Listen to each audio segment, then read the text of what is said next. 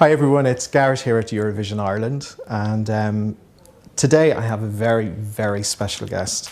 I have the wonderful, the fantastic, the stunning and the beautiful Ms Conchita Wurst with us. Conchita, welcome to Ireland. Oh, thank you for having me. Oh, we would have you any time over here. Oh. How have you enjoyed being in Dublin since you arrived yesterday? Oh, I love it. I already loved it on the plane. Well, I love flying, but that's why. No, seriously, I got from the air hostess, and it was everything very Irish as I can, yeah. And I really liked it. Good. And what have you been walking around Dublin City yet? Yeah, yesterday we went out for a little walk, and I really enjoyed it because, first of all, the architecture is that nice. It's so cute, you know, all these little houses and the steps and everything. And on the other hand, everything is new. In Dublin, everything is new. A driver picked us up from the airport, and we asked him, "Oh, is the airport new?" "Yeah, it's new." And the stadium is also new, and everything is new. I love it. I love this mixture of old and new stuff.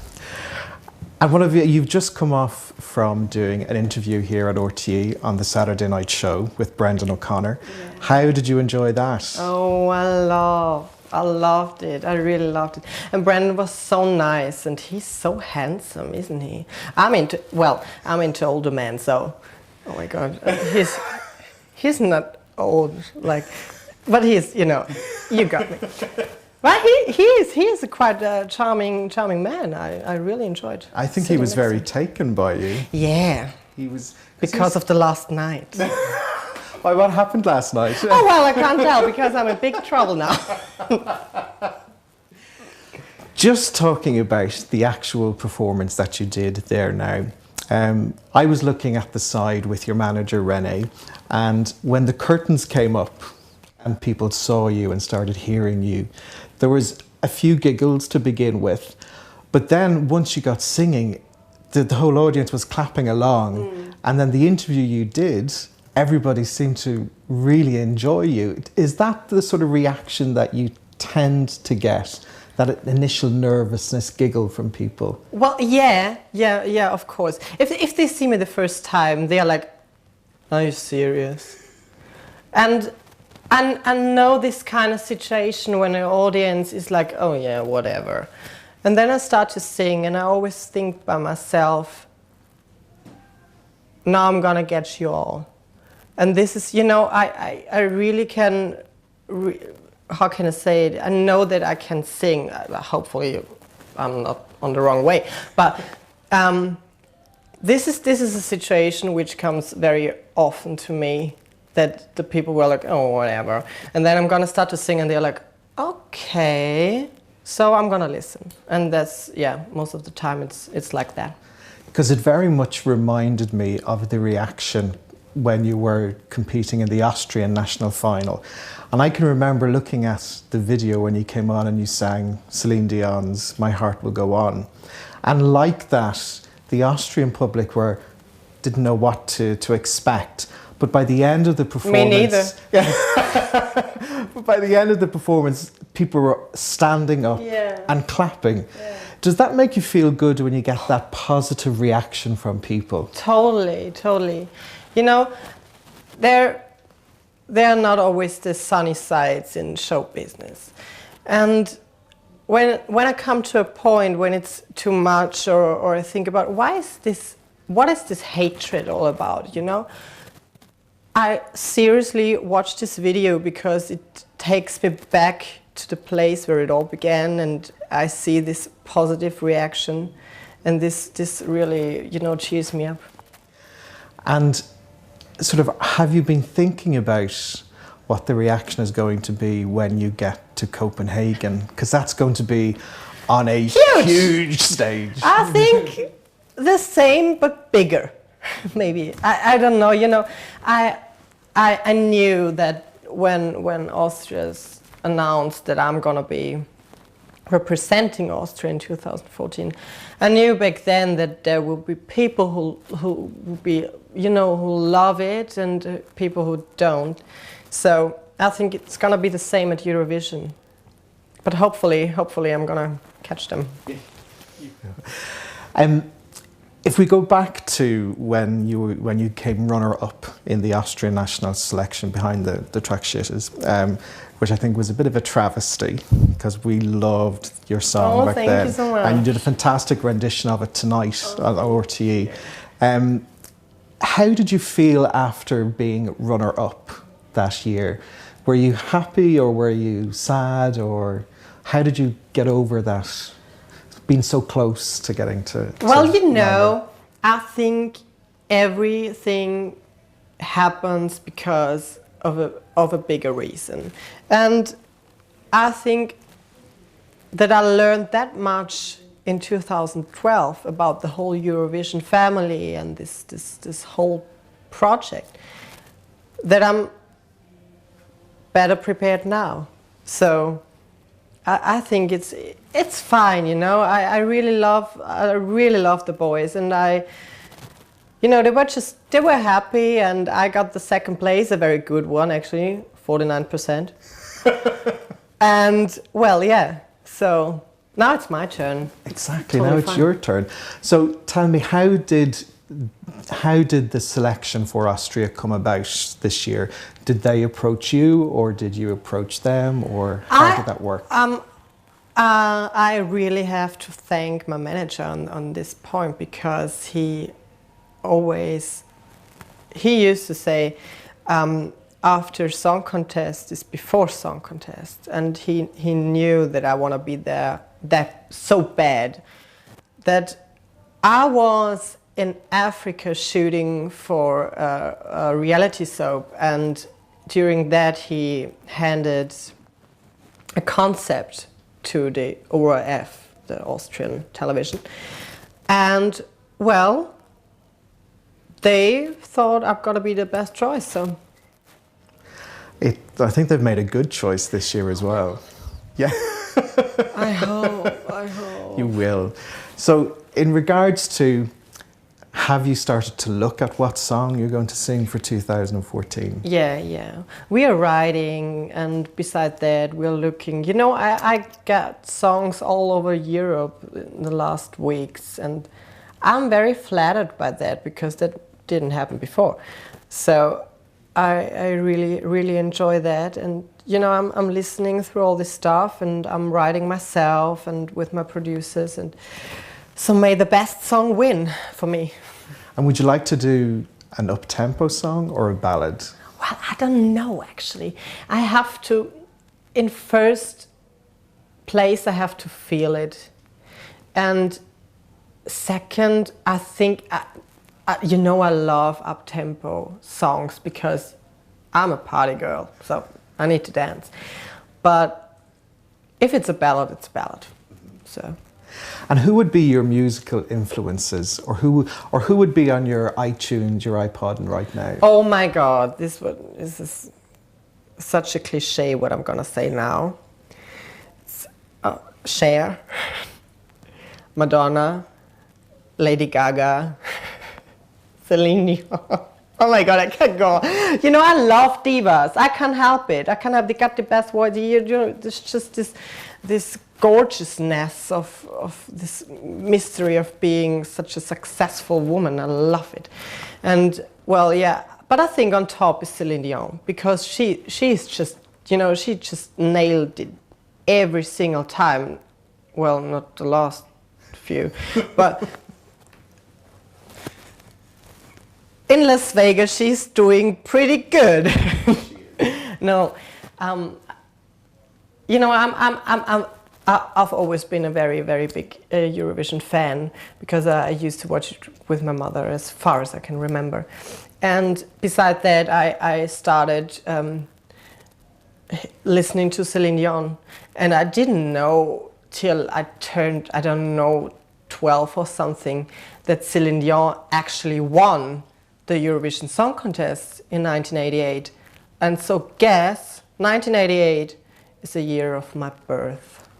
So that's that. I think that's a magical connection. I just think you've made this very old man feel even older, because I can remember being allowed to sit up and look at the show.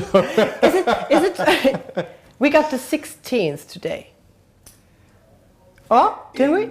No, today. We got the 16th of November. Is it the 16th? Today's the 16th of November, yes.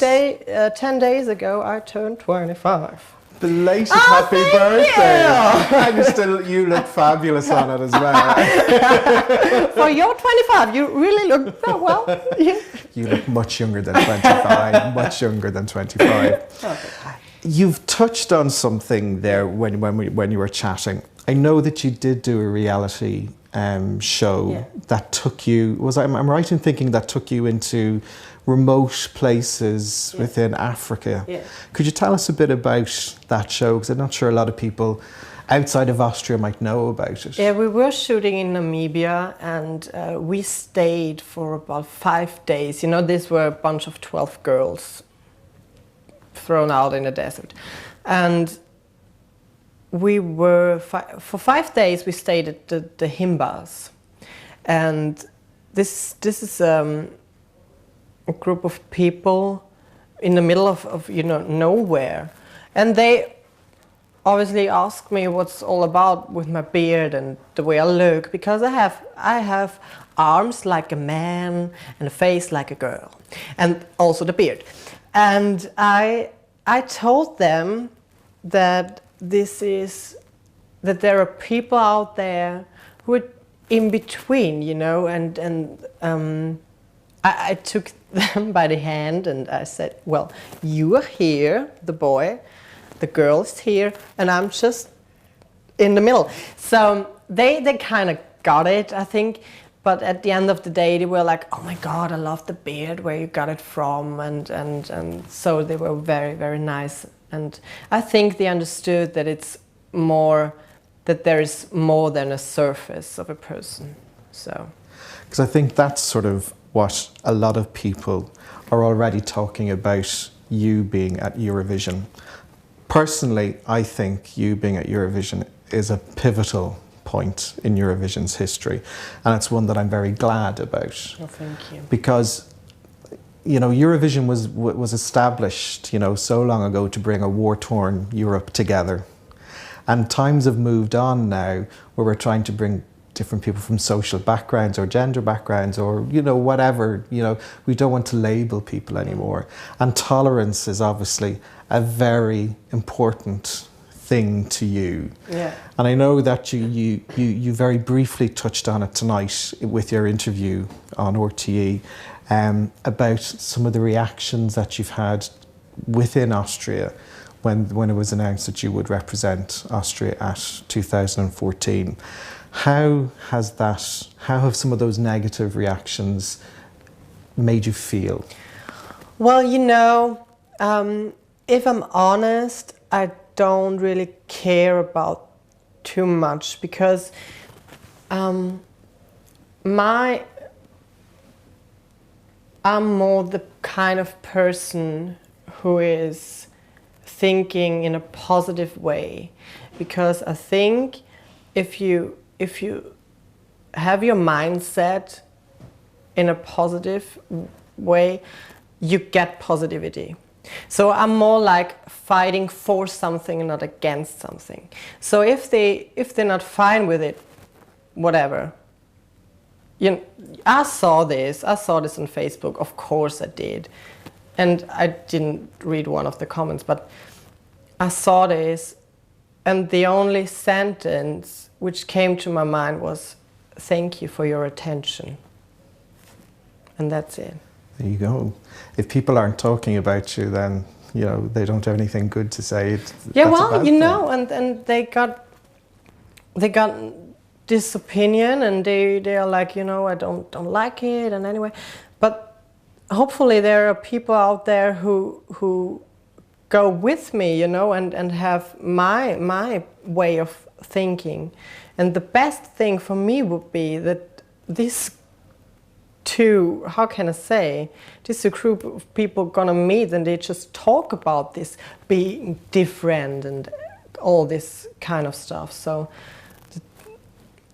a little goal for me. And is that one of your, what would be your goals for Eurovision? Is it to have people talking about, you know, asking the questions, or obviously you want to win the contest as well, but everybody.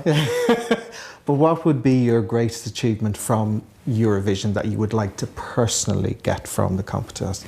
Personally, I have to separate, because as a musician, obviously I want to win, I want to, you know, express myself through music.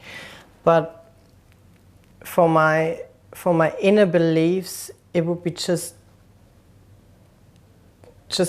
great if people start to think different as they used to, because there's so much going on around Europe these days, and it's just awful, all the news which are getting in day by day. And I think there has to be a change. There has to be a change, and for me it would be just great. As I said, they don't have to like me, but if they are sitting at home in front of the table and, I don't know, the brother says, "Oh my God, I'm gonna throw up," you know, and the sister's like, "Why? It's just art," and you know, or just everybody is allowed to do whatever they want, in case nobody gets hurt. So this would be the situation I want to create, that people start to talk and start to think, because they don't have to love it, they just have to accept it. And that's what it's all about. I think Eurovision is the ideal platform for that, because it's a family show, and you're going to have, you know, from grandparents down to the grandchildren looking at it, and as you said, it will get them talking. Hopefully. You obviously have become a role model for other people. No, and I take that graciously. Yeah, that's a compliment to you, you know, because you're really putting yourself out there, you know, and as I said, quite a lot of people, some say negative things, but a lot of people say positive things, and it's great that you're concentrating on the positive things. Who would be your role models that you look up to or have looked up to in the past? Well, I think, to name a few, my very own grandmother is just a big role model to me, because she's so open-minded, and she's just the most fabulous person I've ever met. Don't get me wrong, of course I love my parents, but she's just beyond. Every time she just blows my mind with her opinions, because they're so modern. And even if I say, well, I don't like this tattoo on this guy's hands, and she's like, leave him alone, that looks pretty. And I'm like, oh yeah, you're right. You know. But these are the little things that she's just great. And well, the whole team and my whole family and friends who are surrounding me are just, every day they push me and further, and they give me, you know, ideas, and they are all role models to me in a different kind of way. You've said that, you know, you're a very creative person, and that comes from songwriting to your appearance to your way of thinking. How does that creative process from a songwriting point of view, do you have a particular, like, are you one of these people that wakes up in the middle of the night with a recorder going, oh, la la la la, I just heard this? Well, actually, if you're one of these people, I'm not, because I'm very bad in songwriting.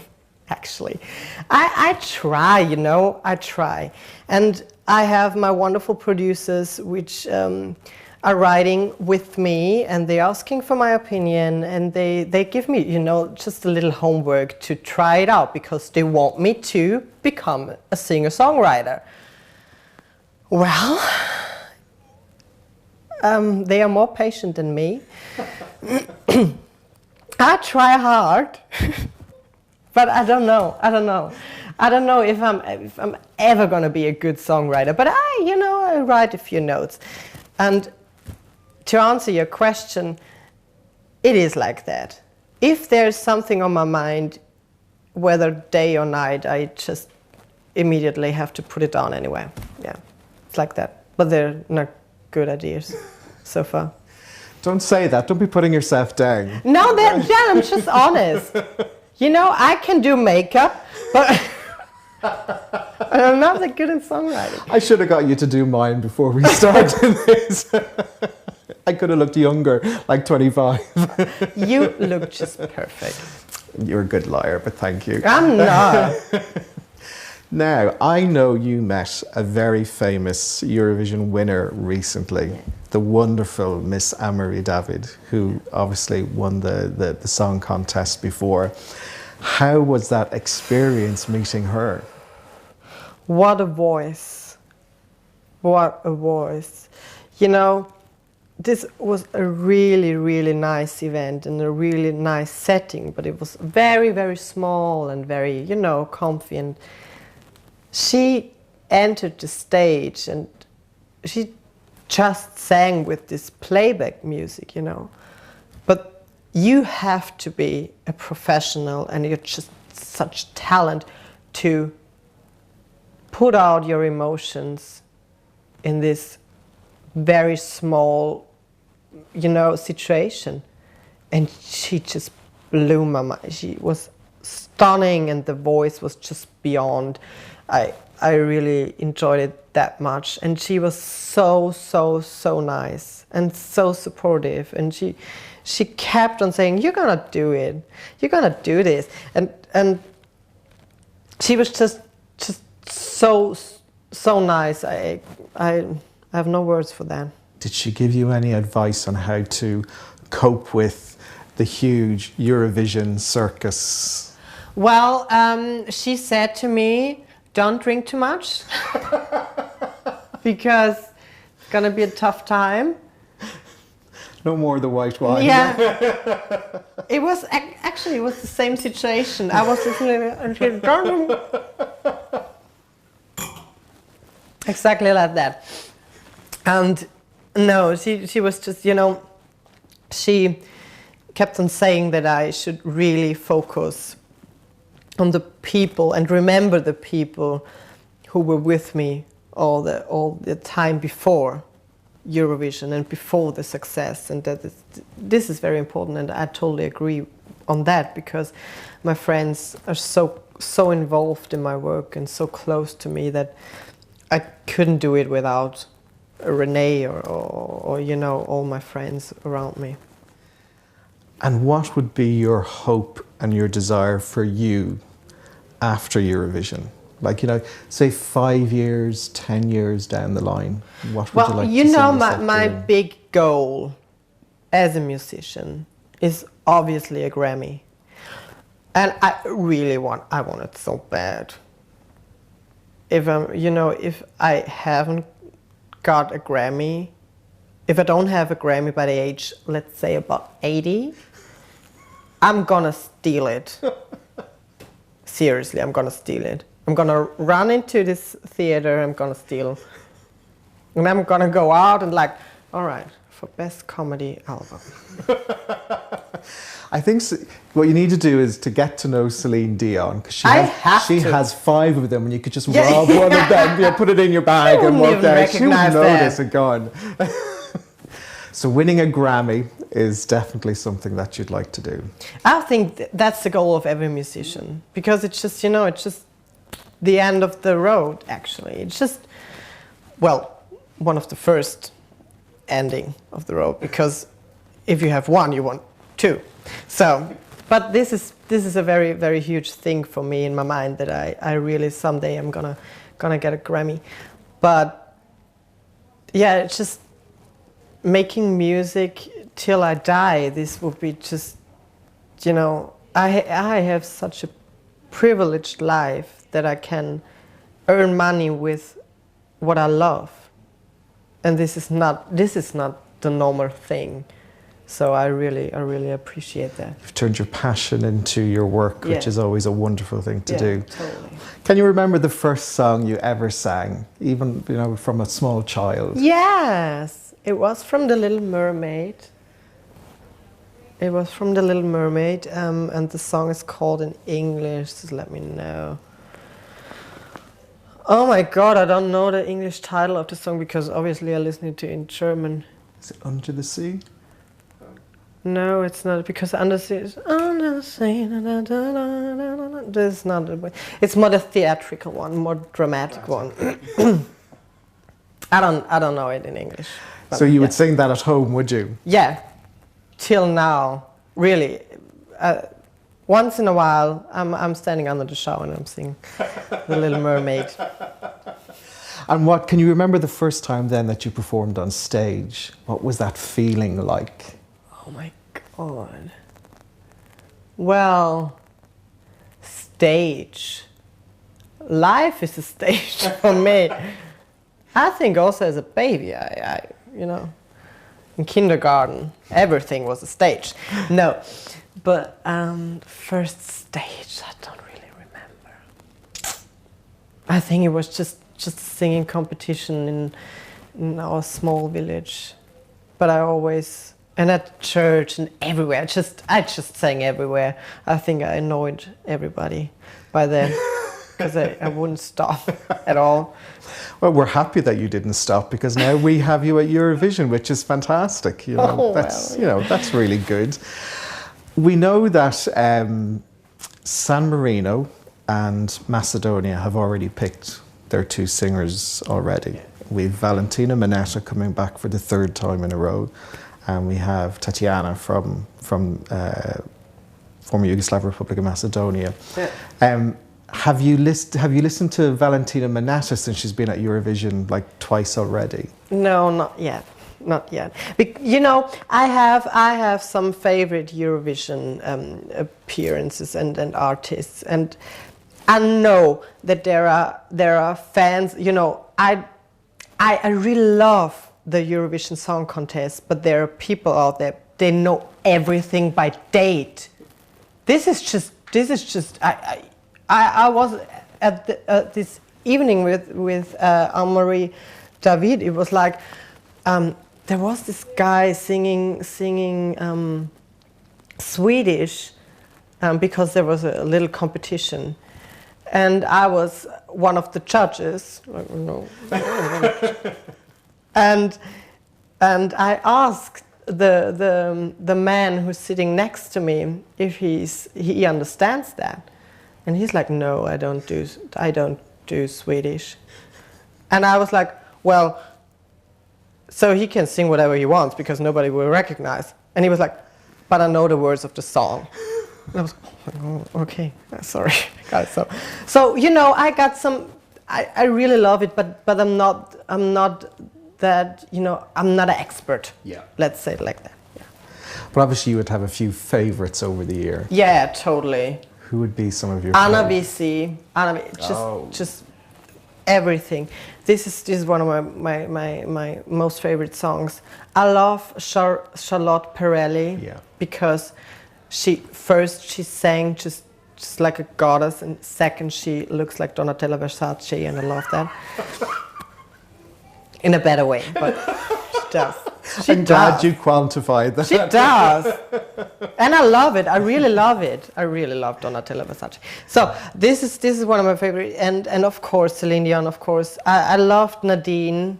With The Secret Is Love, because I know her for such a long time, and this was just perfect. And well, there are a few, and also Azerbaijan this year. Oh, Farid Mamadov, yeah. Oh my God, yummy boy. Actually, if I'm honest, I don't remember the song, but I remember him. I think most of Europe were the same. Yeah.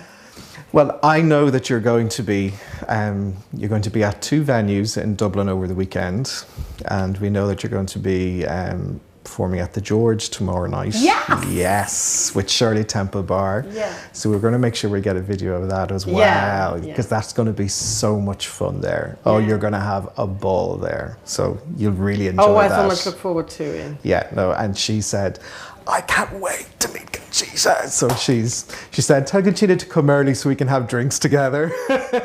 Oh, we will. So yeah, so you're gonna have a good time. You're gonna have a good time tomorrow. Oh, perfect. I have to go home on Monday, so You're gonna go home with a hangover. yeah. You can sleep it off. One final question for you, Conchita, is what would you like people out there who are going to be looking at you at Eurovision next year, what would you like them to think when you're performing? What would you like them to remember or take from your performance? I hope that they get the message that it's not about how you look or where you're from or the color of your skin or whatever, and that everybody should express themselves as they like.